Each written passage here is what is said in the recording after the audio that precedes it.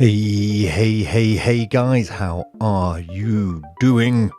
Welcome back to Hypermine Modsauce.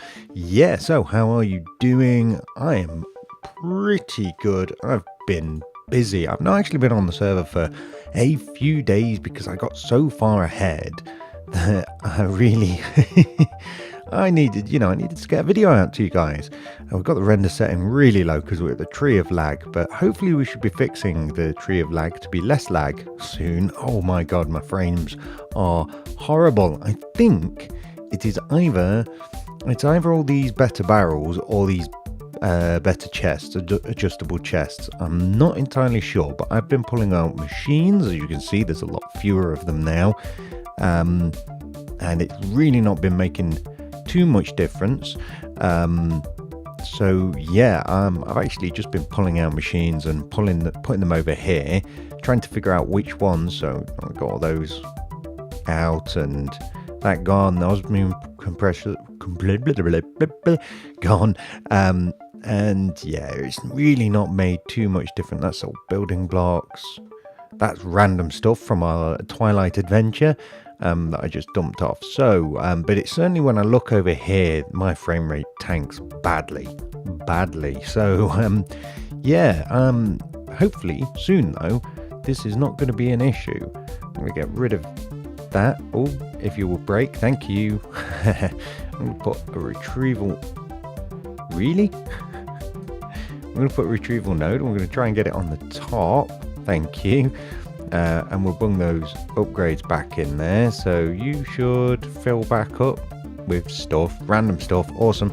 The fact that you're... I wonder if my quarry's finished. I'm not sure.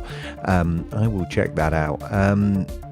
Everything around here is pretty familiar, apart from this thing, which is... I was just messing around an ore fortuner. So we've got an autonomous activator here with a fortune version of the imbued tool. And a block placer with a redstone clock on, which is horribly slow, but it works. As far as it goes, it works. Let's grab some of that and kind of hop around here. Nice thing about this is, as slow as it is, we should be able to speed it up with using a Project Red timer. Let's turn the magnet off actually. Yeah, otherwise pick stuff up. We should be able to get it faster with a Project Red timer instead of a redstone clock, because those things just don't pulse very fast. But the nice thing is, because we're using the autonomous activator, we get XP, and this vacuum hopper is picking the items up, bunging the items in there, picking the XP up and bunging it in here, so we can come along. I don't know why I've not got any XP at the moment, but we can come along here, hit this guy and get XP. Or is it that way? It's one way or the other. Maybe it's open hand. Oh, there we go. Yeah, so we can left click and get loads of XP, which is nice. It's just a concept I've been playing with.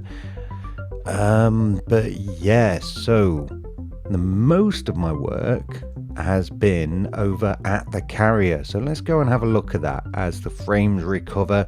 Now I installed, despite my desire to use helicopters all the time. Oh, I got rid of all the inscribers, and you'll see where they are in a moment. Despite my desire to use helicopters all the time, I put a mechanism teleporter in because yeah, when you go moving base, you're going back and forth, it's a pain in the bum. So let's hop through here and have a look at this. Lots has been done. I've put that helmet on.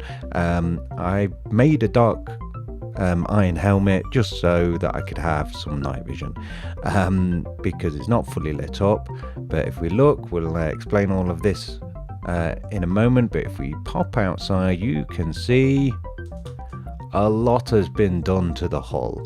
It's not fully complete yet, but I have been extending it and extending it and extending ending it.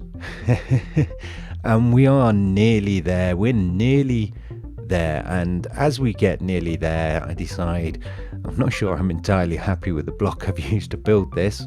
Not quite sure about this shape here. That might have to be modified. But I'm not entirely certain that I'm happy with the block. So I might have to make myself one of those resonant exchanger blocks so I can change all this out for a different sort of block, which will be a pain, but oh wells. But yeah, you can see I've done lots of work here. This goes all the way back, and I've kind of done half of the back here,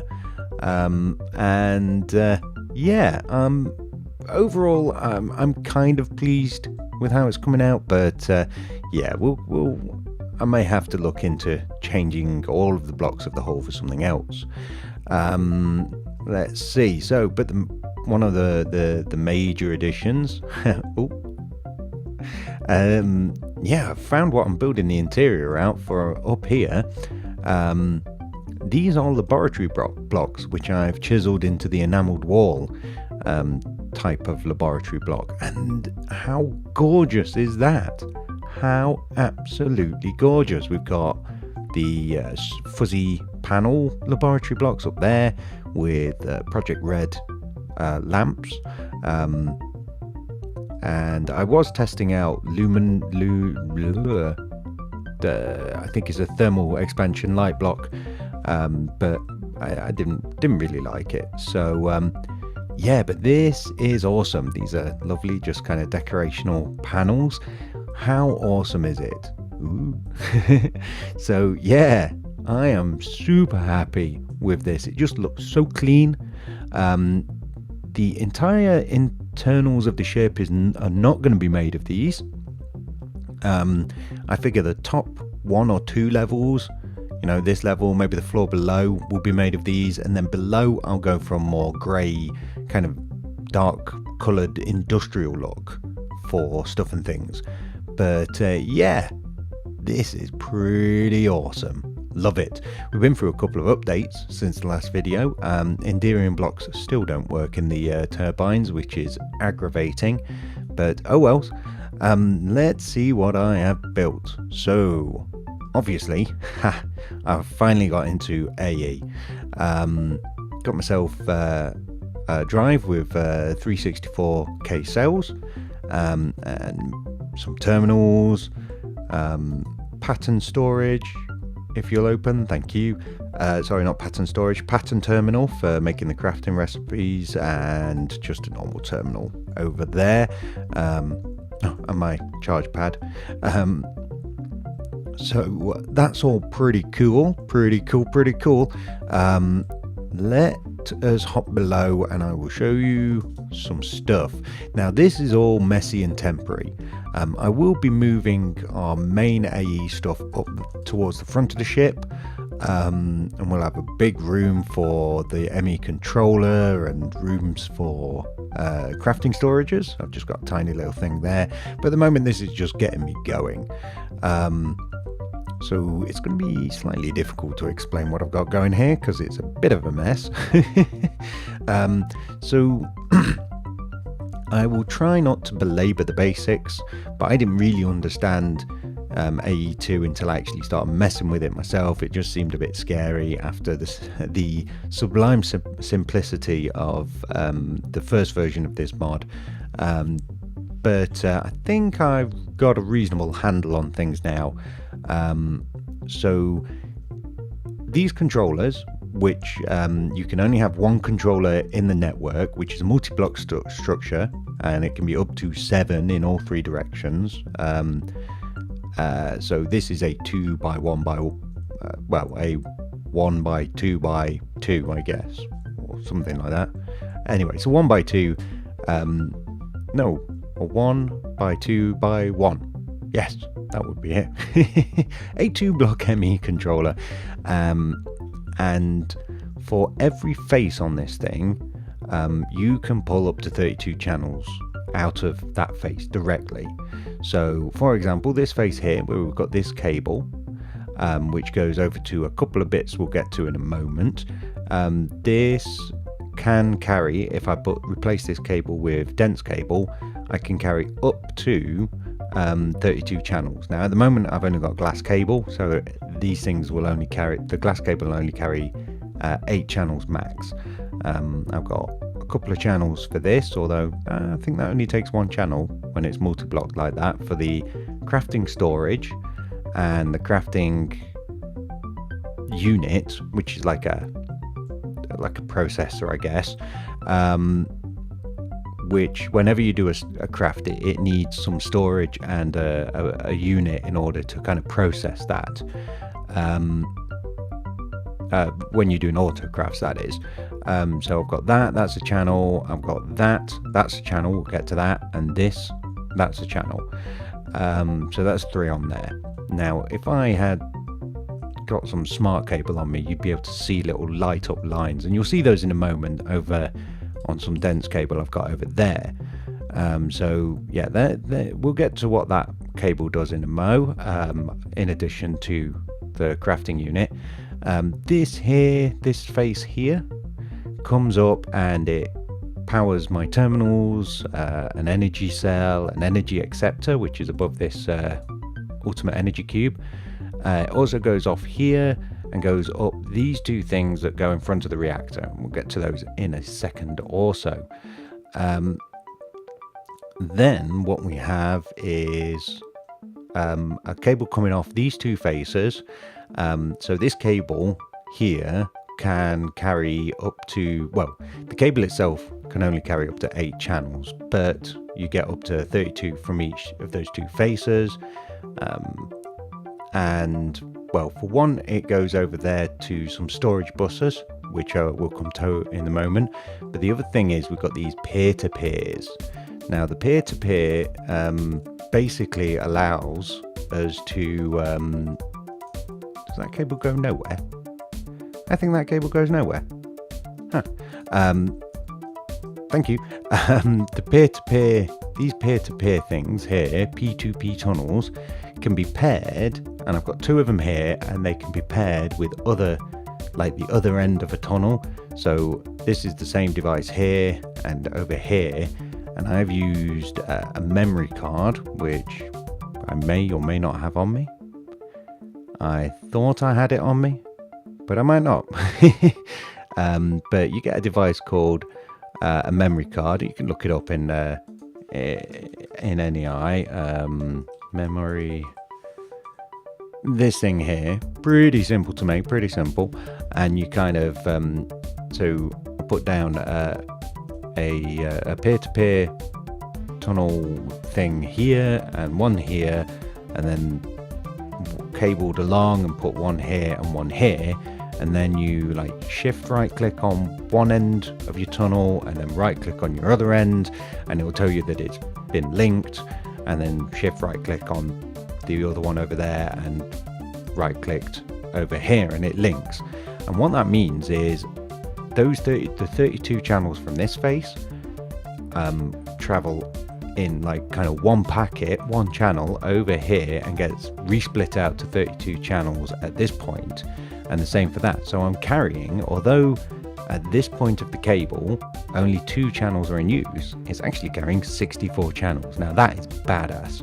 That's going to save a lot of dense cable in the early game, and in the late game I can replace all of this with dense cable and carry up to 32 sets of 32 channels over one cable. Awesome. Otherwise the ship would just be completely full of dense cable. So that's kind of what I've got going on. I'll show you the applications that I put all of that to. So yes, these 2 cables here, basically I've got an export bus feeding yellorium into here, and an import bus taking the cyanide out of there. So that's keeping our reactor nice and fed. I've not put any power control in here yet. Not sure if I will or not. Oh, the cable that came over to this side of the ship. This is the Inscribotron 9000. So let's go over what this works. Now the cable just runs these storage buses. So what they're doing is they're just reading the inventory of this, Now, I think it only actually reads the inventory of this slot, but that will make it so that these processors here show up in my ME terminal, so I can use them for stuff. Now, the rest of this is actually automated through extra utilities. So we've got a load of A inscribers. The first 4 hold our pressers, so we can make the basic kind of circuits like this. And then what we've got, if we just pop this out,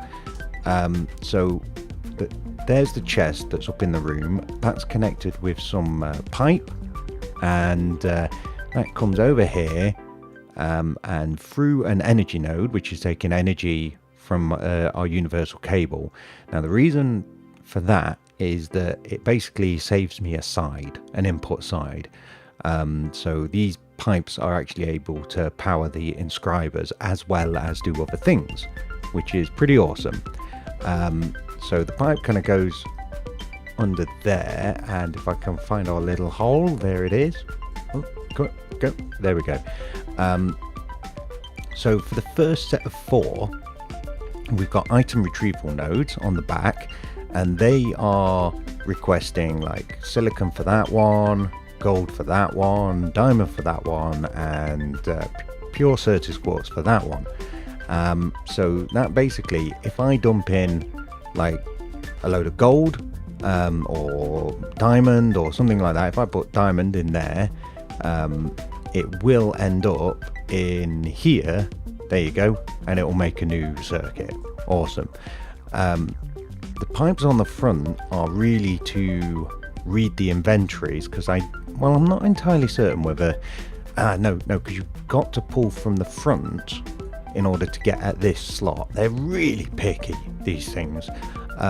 So they're there to let us pull from this slot, and we've also got some retrieval nodes on the tops of the next set and the backs of the next set and on the bottom. So this next set of 3 basically produce our processors. There are 3 different types of processors. So we'll have one type. There are 3 different types of circuit on the top: the quartz, the diamond, and that one's the gold one, I believe, the logic circuit. On the back, these are all set for redstone, because the back will push into the middle slot. And then on the bottom we have these, and these are set all for printed silicon. Awesome.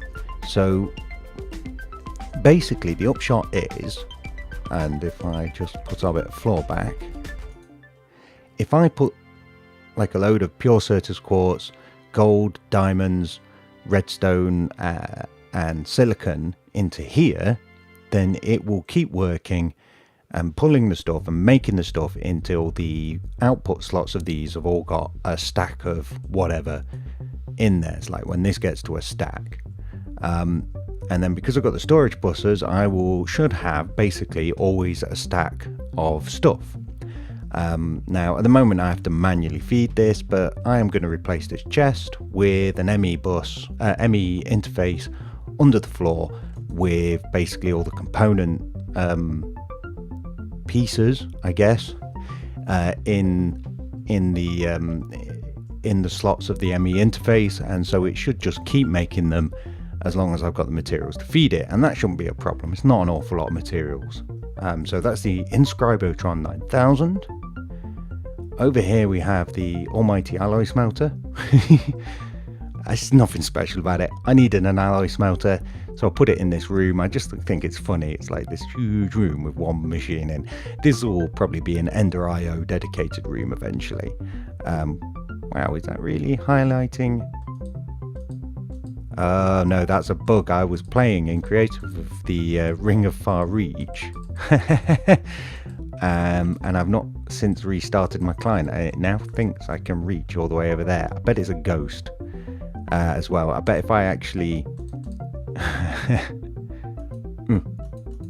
oh, I can't actually get into the machine. I bet if I were to break a block, it wouldn't actually disappear. It would just look like it disappeared.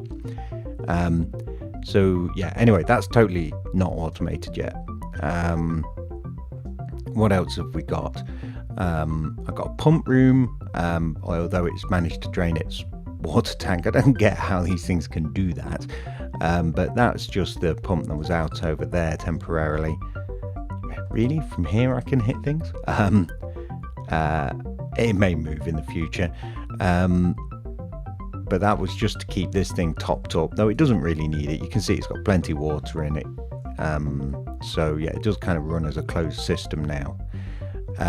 So yes, we also have we'll come back to that in a sec. In here, this is Deep Store 1, and Deep Store 1 is where I'm going to play the first room of Deep Stores.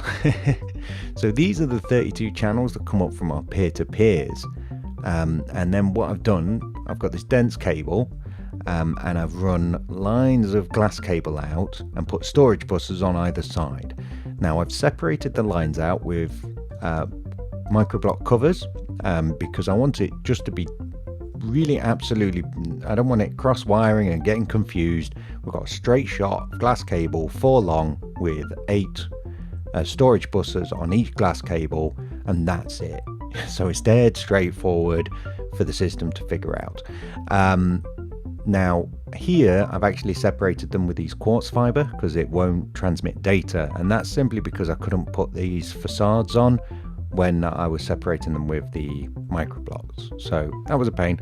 But most of these are configured, not quite all of them, but I didn't want to put the deep stores on them until I could show you what was behind them. So if we hop over here and go deep store, thank you, we can now just pop all of these on here.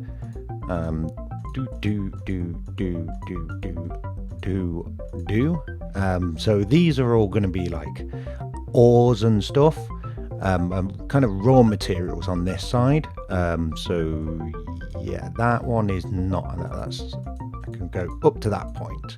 There's no point putting a deep store on a non-configured storage bus because I just have to remove it in order to configure it. Missing the block there. This side is kind of things like ingots over here, and there's gold, iron. For some reason I put redstone there, and over here, let's see, how far down does this one go? Hello. Alright, quartz, Certis quartz, lapis, coal. Right, so, and that's all stuff like, I think the first one there is diamond. So yeah, how far up does that go? That goes all the way up to the top. Does it really? Yeah, it does. Awesome.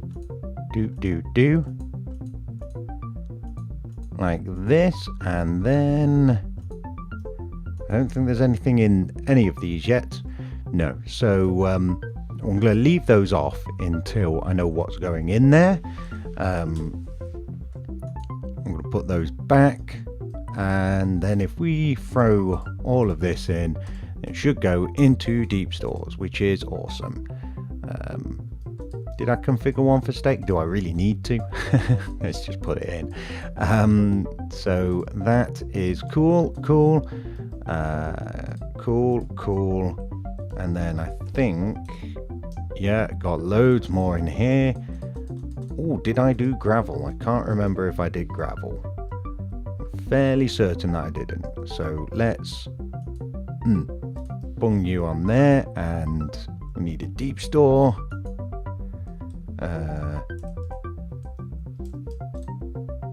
Deep store, chuck all of that in.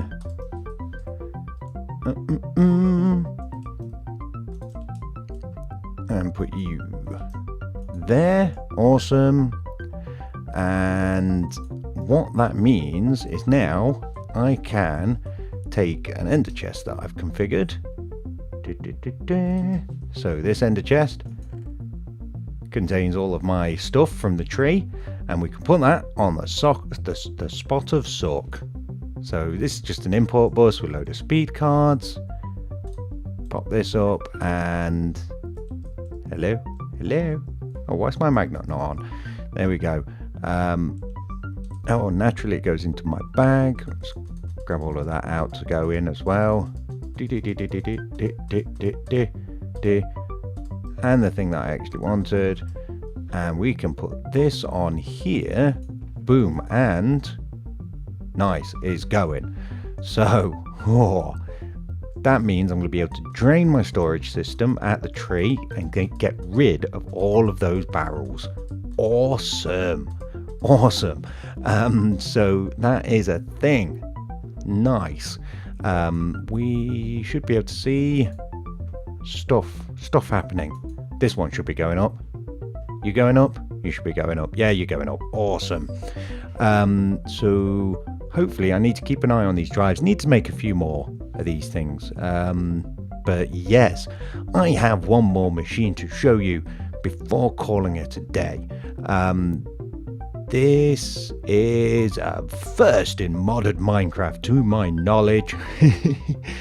It is. Now, you may or may not know that to create a lot of things like pure Certus quartz in Applied Energistics 2 and the Fluix crystals for Applied, a lot of those crystals in Applied Energistics 2, you're required to throw the stuff in the water. Now, I've seen a lot of people making automated versions of this where it chucks the stuff in the water for you and picks it up. But the only problem is it won't work if you have a magnet on. Because your magnet will just pick stuff up out of the water. And more importantly, if someone comes and visits you and they've got a magnet on them and let's see, craftable items, and basically they just walk by, they'll pick your stuff up and mess it all up. So yeah, I'm now crafting some Fluix dust. Not Fluix dust, but Fluix crystal.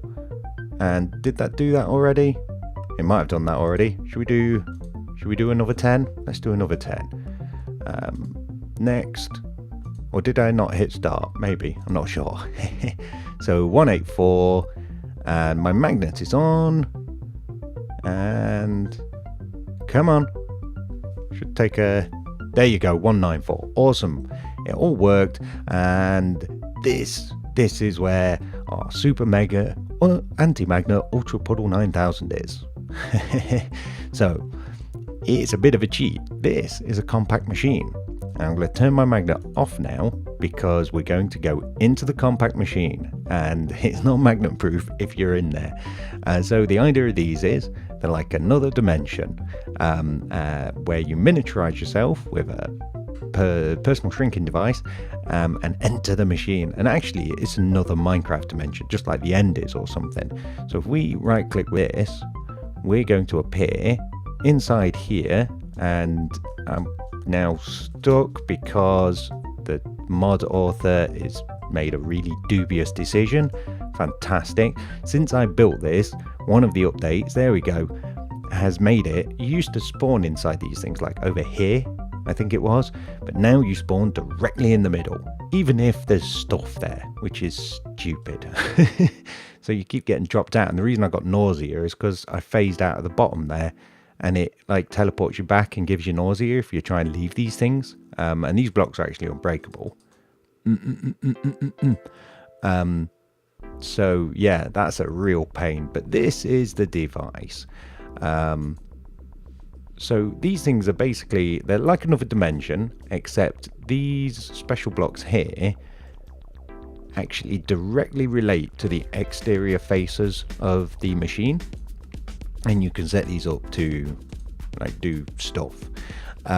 So I have the middle bottom set up for auto, so kind of in and out interface, and that's got underneath the block in the overworld is connected with glass fiber, and then I've got this device. Now I will say before I explain the device itself, these things are a bit tricky to get hooked up with AE. You have to kind of place them down on the cable, come inside, configure your interface, put some cable down, put a terminal down, see if it comes online, go out, pick it up, move it around, put it down again, set it up again inside, and just do that a few times, and then maybe do a little dance, and then it'll connect up. So that's kind of how that works. But yeah, finally I got it like connected to the network, and we've basically got some glass fiber cable all over the place, and that's kind of firstly it's powering all these crystal growth accelerators. Now we actually have 2 pools of water here. So this pool of water, which is surrounded on by, I don't know if the corners actually count, but they're there, surrounded by crystal growth accelerators, and it's got a formation plane, and what this effectively is, it's like an AE dropper. I think it will place blocks as well, but basically what this does is it has nether quartz seed, fluix dust seed, and certus quartz seed. So if any of those are in our network, it will basically drop them down into this pool of water. So that's one thing. So if I create those seeds, which I haven't got auto-crafted yet, but as soon as I make them and put them into the system, it will then drop them down here. And then I've got an advanced item collector with an item filter to pick up the different types of crystals.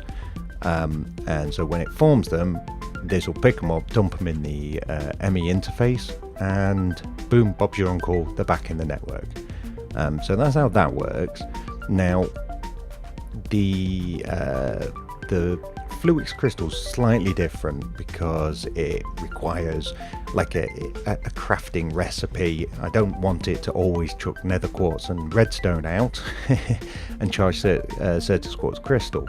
So I made a pattern up. Now, I couldn't figure a way to use the formation plane without making a sub-ME network, which I really didn't want to do. So I decided to use a good old vanilla dropper.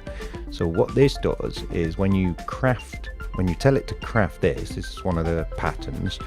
When you tell it to craft it, it will push the ingredients into this machine. Yeah, because that's how these things work. So it'll push the ingredients into the dropper. Then we've got some good old kind of nearly vanilla redstone here. So that dropper's facing down over another pool of water. When it's got stuff in, comparator turns on, powers the redstone, powers the NOT gate, turns off the output of the NOT gate, allowing this very fast timer to run, and it will drop everything out that's in here into the pool. And then when the change happens and it turns into fluix crystal, the advanced item filter will pick it up. So yes, that's a thing. Let's get out. Thank you. So yeah, I can have my magnet on and still make crystals without any problems whatsoever. How's that going? That's going beautiful. How's that going? Yeah, full on types, half full on types. So we could probably do with making some more of those. Let's see, 64k, 64k.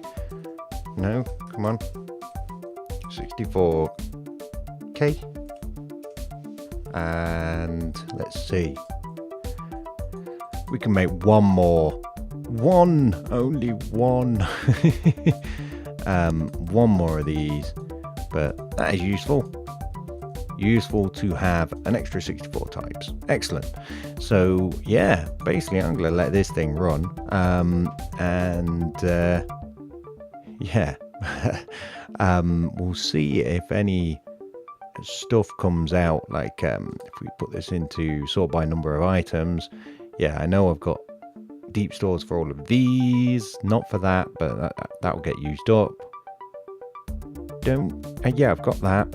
I haven't got charge certus quartz. We'll have to see how big that number gets. Cyanite, I'm going to be reprocessing anyway, so that number will go back down. But yeah, so we've made a start.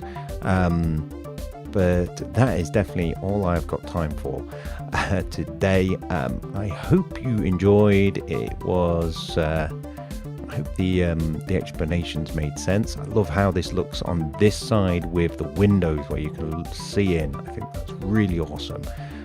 Still not sure about this. And that's my mip mapping. No, we're on. Yeah, we've got mip mapping on. Yeah, still not sure about this material. It's just so much grey. But yes, thank you for watching, guys. Hope you enjoyed it. And until next time, take care of yourselves. Okay, bye bye.